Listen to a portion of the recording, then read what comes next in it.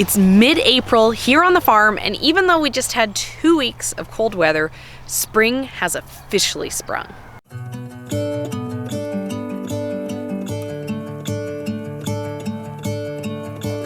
I'm gonna let the sun shine in today. I'm trying to make this darkness go away. I'll paint with colors and I'll sing until my lungs give out. I'm gonna let the sun shine in today. And I will leave my windows open so that I can hear the sound of people talking and the wind blowing in the trees. Oh, I will open up my eyes so I can see the light. Oh, and I'll try to spread my wings so I can fly. Oh, and the darkness starts to fade. Feels like things are gonna go my way. I'm gonna let the sun shine in the day. I'm gonna let the past be filled with smoke. And I will try to fix what has been broken.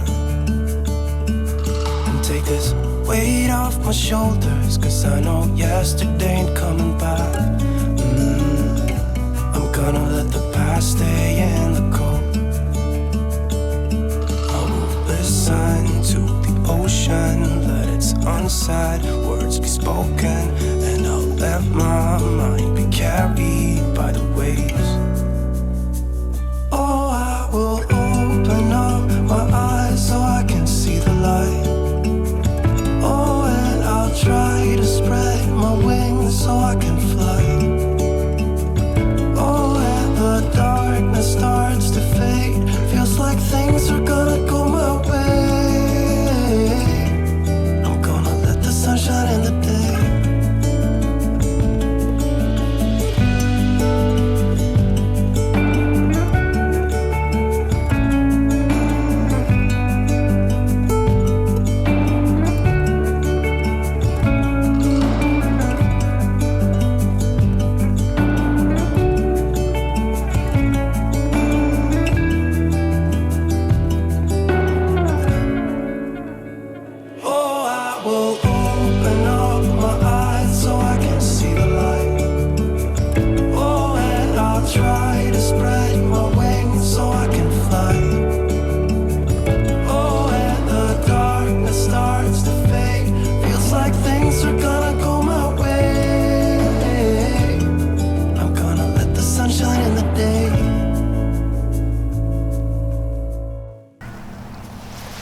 Roly-poly dirty sausage.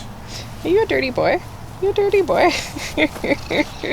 For me, it is officially spring as soon as the trees start blooming, and it has smelled incredible the last couple days, having our apricots finally bursting open. We are so spoiled here in Kelowna, British Columbia, Canada. We are a major cherry producing area, and so in a few weeks from now, our neighbors are gonna put on a private cherry blossom festival just for us. And it feels incredible over the course of April and May to be surrounded by so many of these blossoms. We have planted so many bulbs over the last 4 years of living at this property, and every spring the show gets better and better, and I'm so excited to see what's starting to come up. Some of my favorite spring flowers are hellebores. They're the earliest things to bloom, and they stick around for a super long time, so I love the few that I have in the garden. But one of my new favorites this year is this row of daffodils, these beautiful little butterfly narcissus that we've put in. Having this show of yellow when we normally wouldn't have anything blooming has made me very happy this year. I also have a ton of giant alliums that we planted last fall that I'm really excited to see what they turn into. These are massive in the garden. I know the balls are gonna be these huge onion heads, but I didn't expect to see this much growing. How much did the bulbs cost? They were so expensive. This garden is one of my favorite places to put bulbs because it's right up near the house and we really get to enjoy it. Every year we've put more and more bulbs in, and as they've gotten established, we have these beautiful bunches of tulips. When these bloom, they're these massive red and multicolor, you know, they just light up the whole front garden and they make me so excited for all the flowers to come. This garden is one of our few actual kind of home gardens. So it is a whole mix of stuff, but this definitely isn't where most of our bulbs are planted. Because we are a veggie and flower farm, we actually have a ton of tulips planted for selling as cut flowers. This is one of our sections where we planted tulip bulbs last year. We're doing an experiment where we're seeing how they work out for the second year. It's a little questionable. These are a lot shorter than they should be. You know, when you sell them as cut flowers, you want nice long stems so that you can have really beautiful decadent bouquets, and these are very short, and some of these are even starting to bloom. This year we're going even harder when it comes to tulips. The other planting was our experiment last year to see how it goes, and we were very excited. So this year we went all out. We have, you know, thousands of tulips planted into this single bed, and we are going to be able to pull out, you know, hundreds of bouquets worth. We're a little bit concerned that they're still so short. We are 2 weeks off from Mother's Day, and so this is when I really want to be able to sell these. So I'm hoping that with some time they start to lengthen up and look more similar to these. I was really worried about this tulip bed. All winter we have a lot of vole pressure. They come and they eat the bulbs in the ground, and so this right here is what I was really concerned was going to happen. They're going to get in here, they were going to eat my thousands of dollars worth of tulips. Luckily, we had a little bit of loss, a little bit of damage. That's what this empty patch is here. But overall, nice and full. They survived the winter. This time of year, we don't have very much going on. The tulip bulbs are a perfect example of something. We did a lot of work in the fall of last year. Now we can reap the benefit. But at this point, there's not much planted. We have some ranunculus out in the field. You can see these kind of lines that run along our farm beds here. That means I have put some seeds into the ground, but they're not really doing much. We have stuff like carrots and salad greens and, you know, early spring flowers like larkspur and, you know, other cold hardy flowers.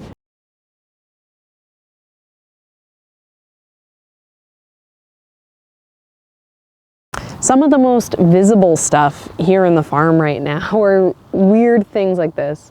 This is Swiss chard that survived the winter. You know, it grew all last summer, survived the winter, and we're leaving it in the ground. It's not really going to make a good edible vegetable crop, but you know, as the spring warms up, these start to go to seed, and we really love using the seed heads, the little flower heads in the bouquets. So stuff like this, we don't need the space yet. We slowly plant things from now until July. So this can get reserved until later plantings. We can allow it to grow. We can kind of get the second harvest out of it. And you know, it's nice to still see something growing, not just see, you know, these bare ground areas. This magenta color here is Ian's favorite color in the entire farm. Another one of our weird things that is an experiment crop this year is this crimson clover that is normally used as a ground cover. This we planted, you know, late summer. It established, it survived the winter.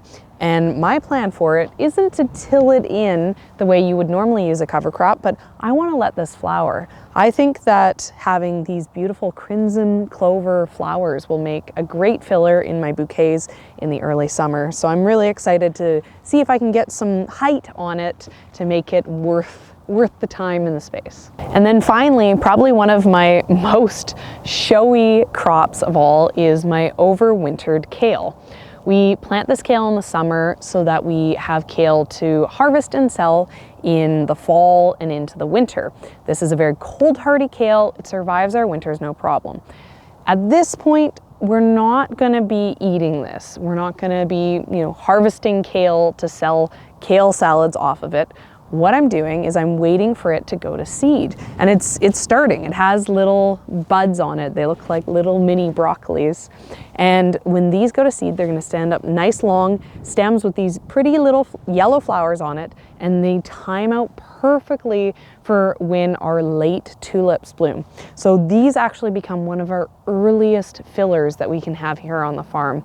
They make a wonderful double crop because we ate all off this like crazy. These provided us so much food.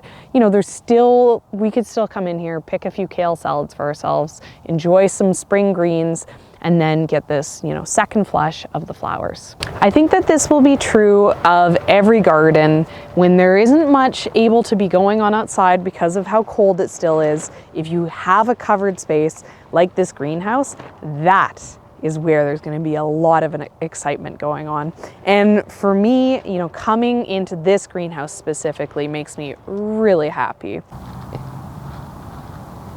We just had a massive storm blow in, so we went inside and we took a little bit of a break, but it's a lot more clear, so let's pick up where we left off. Over on this side of the greenhouse, we have an entire bed of snapdragons planted. We probably have 600 snapdragons in this single bed, and they've been growing very slowly. They've been in the ground for, I don't know, feels like a month now. Maybe that's a little bit of an exaggeration. These are early varieties, Costa and Chantilly. So they'll bloom earlier than other things on the farm, but based on where they're at this point, I'm not gonna see blooms anytime soon. One thing that is starting to make some progress towards flowers though is these feverfews in here. This entire bed up the middle is stuff that I planted last fall. So it's overwintered in the ground, and because of that, it's really far ahead of, you know, anything I'd have out in the farm planted in the spring. So these, they've started to put on some growth, and they've started to look like there's a chance that these could actually be flowers we could be picking in a few weeks. Another really big success in my overwintering crops is this little patch of yarrow. This is like so far ahead of the rest of the yarrow on the farm. The rest is just kind of starting to green up. These are starting to get some length, and you know, yet again, this is probably going to be maybe even a month earlier blooms that we'll be picking. Another experiment we're doing in the greenhouse this year is an early planting of sunflowers. So these have been in the ground now for a couple weeks, and before that they had been growing inside for 2 to 3 weeks. They haven't done much growth because it's been so cold for us, but I think there's a chance I could have sunflowers, you know, kind of beginning of June, end of May, if I learn how to utilize these greenhouses properly. And everyone loves sunflowers, so if I can extend my season on that, that would be amazing for me. And then on this side, I have some cool flowers. I have things like dianthus, I have some calendula, and these are going to be flowers that will bloom a little bit earlier than things out in the field. Kind of just be, you know, maybe end of May. I can have stuff and it's gonna really help extend my season. I have some Ammies and some Daras. This is stuff that, you know, isn't gonna be big and showy, but will pair really nicely with the other greenhouse excitement, which is the fact that I have 1,500 Ranunculus planted this year. This is an entire bed, it makes me so happy, of Ranunculus here in a second greenhouse. These, you know, everything's been slow. I'm gonna say it again and again. The cold weather, it's kind of just put everything on pause. Nothing has grown for a few weeks. But I think there's a really good chance that these are close to getting ready to put some buds, and you know, maybe I could be picking flowers out of here in 3 weeks time. The Ranunculus, last year we had a single bed of them. You know, we had about 400 plants, and they were incredible. They were the most beautiful blooms. We didn't realize what we'd been missing by not having Ranunculus in our life. This year we're gonna have so much of it, and hopefully some of those things that are showing you in the other greenhouse are just gonna pair really nicely with these, because they are so showy, so gorgeous. You know, at this point, it just looks like a wall of green, but every time I look at this, I just see like buckets and buckets and buckets of beautiful blooms. This greenhouse is also fully planted out, just like our other one. The other thing we have planted in here is the 2 beds along the sides are filled with Lisianthus. These are one of the slowest growing crops, but they are very exciting, the flowers that you can get off of it. Really high end, really showy, the type of things that you don't see in gardens. So we have, you know, like over 1,000 of these Lisianthus in here. They're not going to put on any blooms until August. They're going to slowly grow, but it feels amazing to have, you know, this entire space planted out and filled and know that this is just flowers that are going to be there for me in the future. This is where we have the other 1,000 of our 1,500 ranunculus planted. And I think that this is a great example to show how valuable those indoor growing spaces are, you know, especially for like us being farmers where we're trying to get stuff early and to sell, but they really make a difference even when they're not heated like what we use. So these ranunculus, they're about the same age as the ranunculus that are in the greenhouse, but you can see they're quite small. We had some very cold weather. During that cold weather, it was cold enough that they, you know, would have suffered. They would have frozen hard and, you know, died back. And so we have these hoops in here because we had them covered up. But, you know, these plants, they're just not as far along. So my other ones, I think a couple weeks till I have flowers. These, I think I'm most likely going to be mostly harvesting out of here in June. There isn't much to show in the farm right now, but in the same way the greenhouse has us being a little bit ahead, it has some flowers that are going to be coming up soon, we do have some perennials that basically do the same thing for us. So here in the farm, randomly, we have a bed of lilies. We planted these last year. They didn't really do anything, but this year they're coming in. They look like big, beautiful plants, and we are gonna have so many lilies. It's very exciting. And these are Asiatic lilies, so they aren't the stinky oriental ones. So Ian isn't even mad about it. Last year we did a lot of work on putting in perennials. This is an entire area up closer to our house, and it is all perennials, which means this year we're gonna have all these flowers without having to do any of the work of planting them. We have them in landscape fabric, so that also keeps down the main work of perennials, which is weeding them. But, you know, 2 full beds of yarrow, we have a bed of sedums, we have a bed of mixed herbs that we use for filler. I was nervous to see how things were gonna be looking after a winter.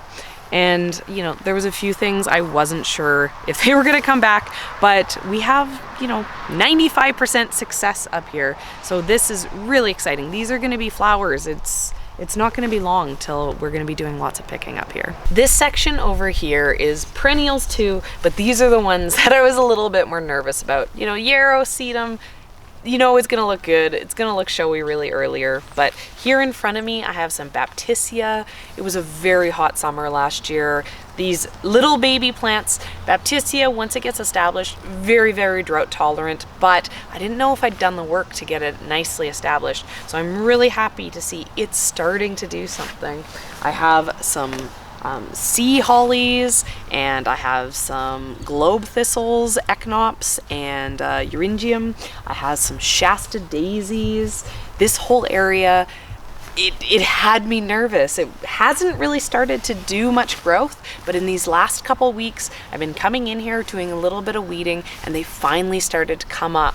This is gonna be so much more productive than it was last year. Last year, it was the first year of the plants. I was still able to cut a few flowers. You know, it still looked really pretty, you know, in the garden and on the camera. But this year, they're gonna be twice as big, and I'm really excited to see how, you know, all these perennials are gonna develop as the years keep going by.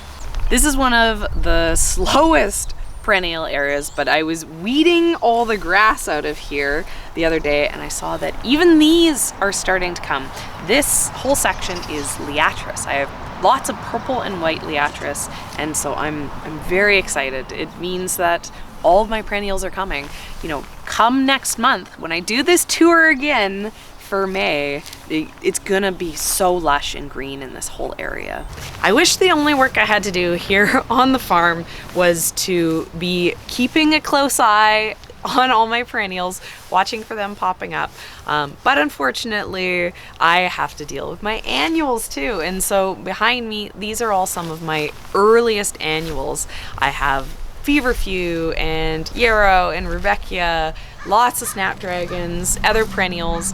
These all need to get out into the farm this week. That's my job for this week, planting all this stuff. And this is the time of year when more things just keep getting planted into these seedling trays, getting ready to get planted into the farm. So we do have a lot direct seeded, but we also have a lot that needs to get dealt with. A lot of these seedlings are plants that I started, you know, about 2 months ago at this point, stuff that I started to get growing back, you know, end of February. So they are ready to get into the ground. And even though they're small, you know, this is a great example. This is some sea holly. These look very tiny. They don't look like they're that old, but these are just really slow growing perennials. So seeing these get cleared out and put into the farm, you know, it's the end of, you know, like a quarter of my year. So it's really exciting. And then there's other crops like these lettuces, and this is kohlrabi, you know, that once I get them into the farm, they'll be ready to be starting to get harvested in a few weeks. So this is exciting. This means that it's go time here on the farm. You know, this kind of April is a period on the farm where there is a lot of work. There's a lot of things that need to happen, but you don't get to enjoy the visual splendor of the summer. But I see this, and all I see is potential. All I see is the abundance that's going to be here so soon. This is a section that I'm probably the most excited about, so we have to spend a minute on it.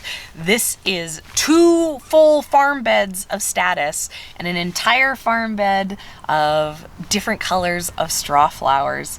We loved the dried flowers last year, and we wanted way more of them, and these were some of our favorites. So, you know, I see this and I imagine mountains and mountains of these bright, beautiful blooms. You know, it's incredible how you can start from these tiny seeds, these tiny little plants, and, you know, over the course of a few months, they turn into this thing that can just produce, you know, pounds of beauty. It's always fun. There's plants everywhere. These are plants that I'm getting ready to move out into the outdoor space once I clear up some space, but we have so many inside, so you guys better come see. We're not growing very many tomatoes this year. Past years, tomatoes have been one of our, you know, big crops. We love growing tomatoes, so it's hard to scale back. But this year we're gonna grow cherry tomatoes for sale, and then we'll probably have about 100 tomato plants for us to eat, because we're tomato-based life forms and we need all the tomatoes. So in here is where all of my tomatoes, and then I have some peppers.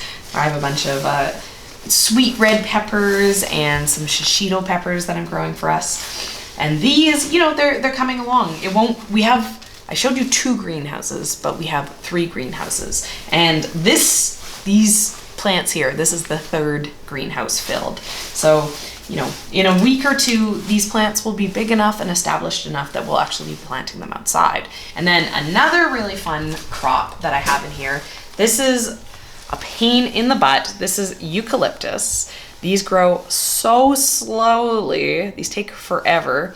So I started these back in February, and they like the heat. So they are living inside until we're kind of past our last frost, you know, into May, and then I'll be getting them into the ground. But, you know, even though they grow so slow, they're starting to look like real plants. So I'm excited to see them coming along.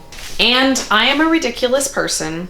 So I just told you that we are not growing tomatoes for sale. We're just growing tomatoes for personal use. But I do have to admit, I have 400 tomato plants. So I still have a lot of tomato plants. I'm trying not to allow myself to plant them all, because if I do, then I'm gonna have to sell some tomatoes.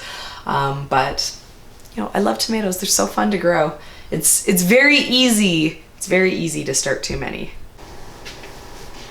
And then finally, something you won't see me showing very often in the spring, I have a light rack that's completely empty.